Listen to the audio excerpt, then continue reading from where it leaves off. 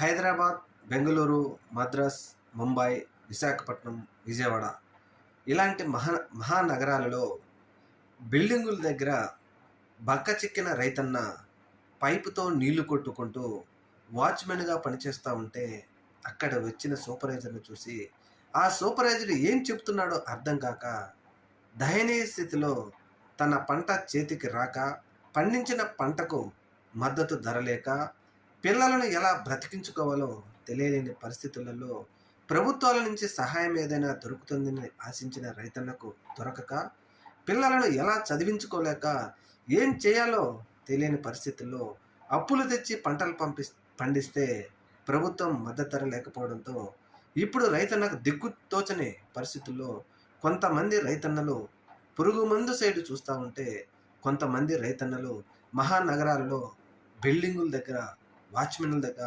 పనిచేస్తూ ఉండటం మాత్రం అత్యంత బాధాకరం. దేశానికి అన్నం పెట్టే రైతన్న ఈరోజు కన్స్ట్రక్షన్ జరుగుతున్న బిల్డింగ్ దగ్గర వాచ్మెన్లుగా పనిచేస్తూ ఉన్నారంటే ఇంతకంటే ఘోరం మరొకటి ఉందా? 75 సంవత్సరాల స్వతంత్ర భారతదేశంలో మనం సాధించిన విజయం ఇదే అనుకోవాలా? మరి ప్రభుత్వాలు ఏం చేస్తున్నట్టు? ఈ తప్పు పాలకులదా, ప్రతిపక్షాలదా, లేకపోతే ప్రజలదా, నష్టపోతున్న రైతన్నదా?